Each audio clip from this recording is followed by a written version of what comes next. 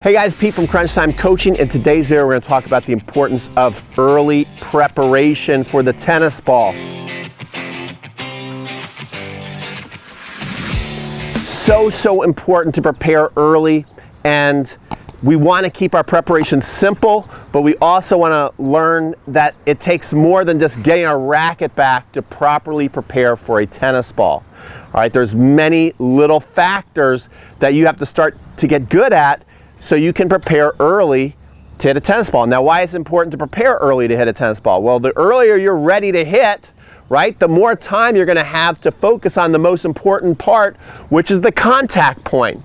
So the earlier preparation, and if it's done right, it's going to be a lot easier to make really clean, smooth, solid contact with the tennis ball, which is going to help you hit a lot better shots. So that's why we want to prepare early. This gives us a lot more options. You can also decide easier where you want to hit the ball. One of the worst feelings in tennis is to prepare late and to hit late, because when we prepare late and hit late, we're out of control of the ball is behind us, the ball feels heavy.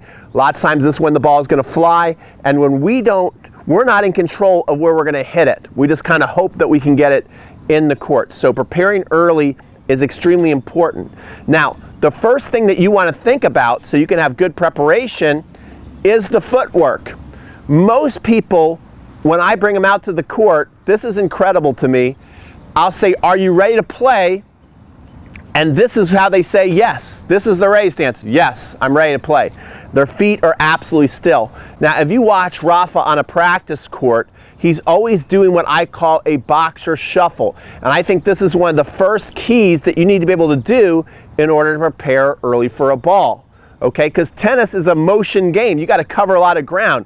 So if you're always just like parking your vehicle in the garage and staying still and then have to go out into the highway right away, how good are you going to do? You always want the motor to be running once a point starts. So I like my players to be ready like this before the ball is even hit. So Rafa does that a lot in practice. He's kind of in this little boxer shuffle. This is what you want to be doing right away when you're rallying with somebody. Just get in the habit of doing that. Now, the next thing you need to be able to do to prepare early is a proper split step. And again, lots of people just think that this is just a simple hop. Well, first of all, I'm doing it wrong right now. What's wrong with this? Look how close my feet are together. So I'm not going to be able to explode. And you're seeing more and more the pros have a big, wide base. Why is that? So their legs are often outside of their shoulders.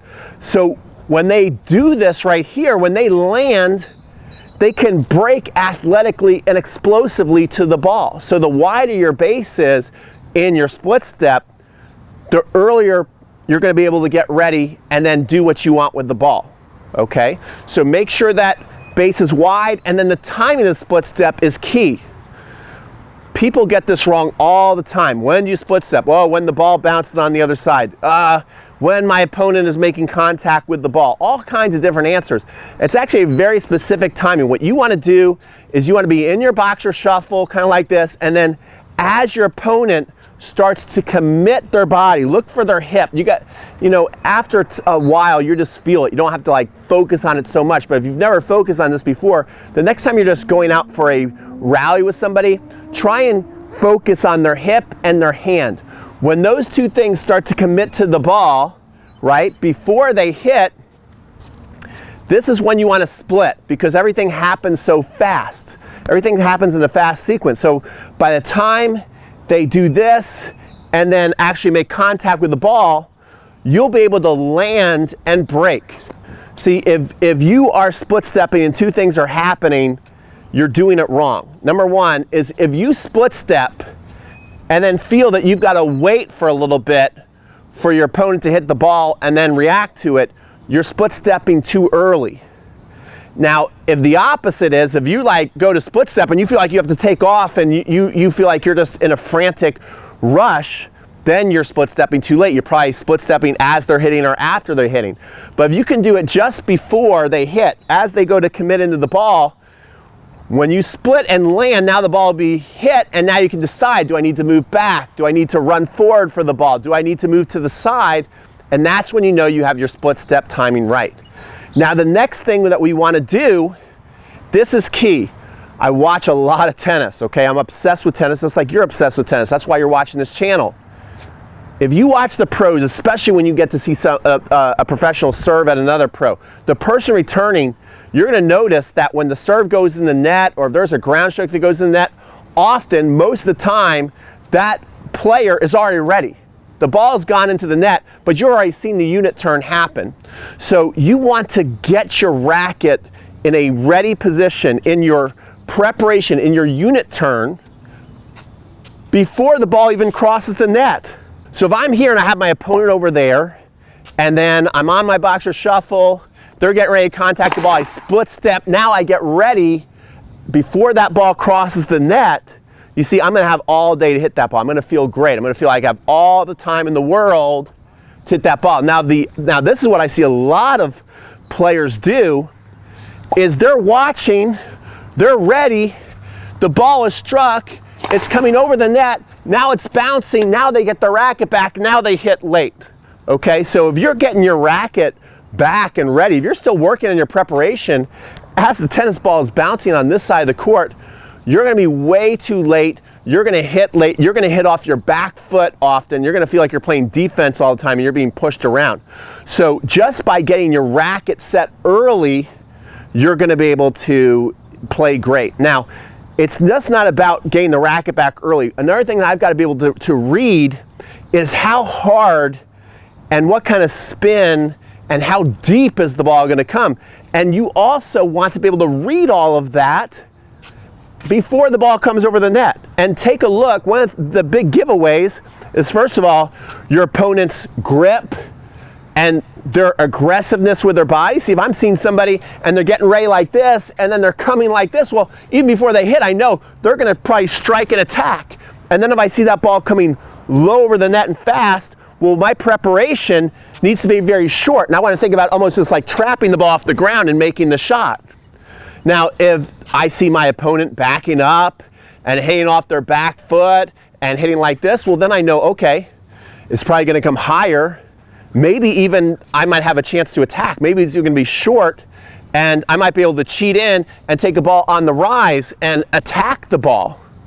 So you want to be able to know all this stuff as they're getting ready to hit. Another thing too, take a look. What if they're set like this? Well, now I know that they're getting ready to hit a slice. Now I know they're getting ready to hit topspin. So no, is it going to be a slice? Is it going to be topspin? Look at their body, how they're doing it. And then next thing you want to read right away is the height over the net. Is the ball coming high over the net? Is the ball coming low over the net? And how deep is the ball going to come? Trying to read that right away. The final thing for great preparation in tennis is to make sure that your moves are the same every time and that they're correct. This is where you want to work on this off the court. Professionals do this all the time. You'll see pros all the time work on their shadow strokes. Often they're in a gym and there's a mirror in front of them so that they know that first move is correct every time that they get ready. It's in the same spot. It's technically correct. The strings are in the right position. So the two basic ones that you want to have down is your topspin preparation and your slice preparation.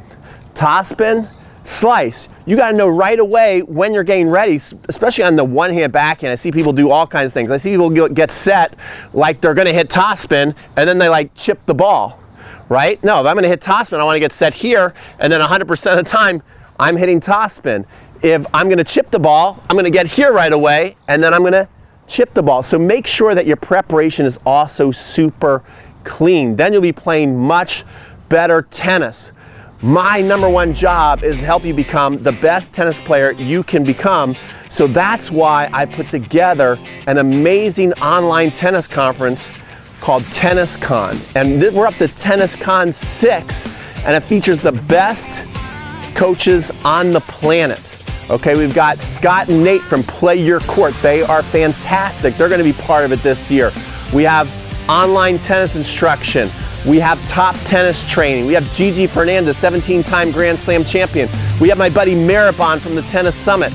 We've got Will from Fuzzy Yellow Balls, Essential Tennis, daily tennis lesson. The list goes on and on and on. If you've seen them online teaching a tennis lesson, Jeff Saldenstein from Tennis Evolution, if you've seen them online teaching a tennis lesson, they are part of Tenniscon. So to get your free ticket, make sure you go up here right now. I'm excited to release these free early tickets. Go in the card section, go in the description box, sign up, like this video. Remember, every time you like one of my videos, he's not here today, okay? He's taking the day off. B2 will give you 100 free B2 puppy kisses. So don't forget those as well, and we'll see you guys on the next video.